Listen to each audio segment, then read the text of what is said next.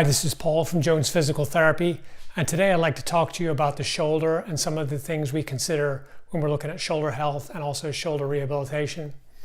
One of the things about the shoulder is that it is the most flexible joint in the body. It is so flexible it's not limited by ligaments like other joints in the body. It's actually got some special muscles called the rotator cuff that act as extendable ligaments, which allow the shoulder to get in any position and then be locked in that position for whatever function you need it for.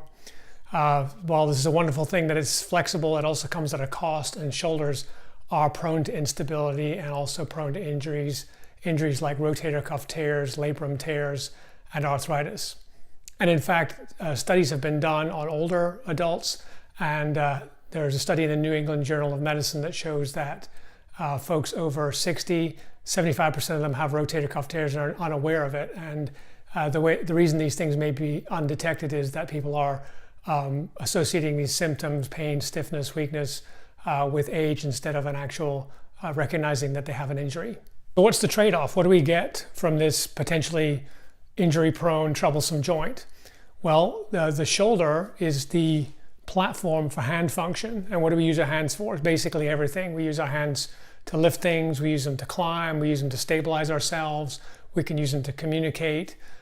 So the shoulder, its exceptional flexibility moves the hand to wherever it needs to be and locks it in that position so it can perform those functions. Imagine how your life would be if you couldn't move your hands where they need to go. So the shoulder supports hand function. So what supports shoulder function? Well, you guessed it, it's the spine. So if the spine is not as flexible or as strong as it should be, what happens is some of this force that should be absorbed by the spine is instead absorbed by the shoulder. And over time, and that time that may be months, it may be years, it may be decades, all that extra stress can lead to injuries in the shoulder area. So most folks with a shoulder problem will show up at the physician's office or the physical therapist's office with pain, stiffness, and weakness. And that may lead to shots, medication, or even surgery. But what if the underlying problem is below the shoulder, maybe in the spine, or even lower down, perhaps in the hips? If these issues are not addressed, then this person is going to feel better for a little while, but then they're going to end up back with these symptoms, and they're going to go around this circle and eventually maybe end up with more surgery or be in even worse shape over time. So one of the things we do in physical therapy is we look at the whole person. So if we're looking at somebody with a shoulder problem, we're going to look at their thoracic spine, we're going to look at their lumbar spine, we're going to look at their hips and figure out what is the underlying cause, or at least what are the things that are contributing to these symptoms. So when is a good time to start looking at shoulder function?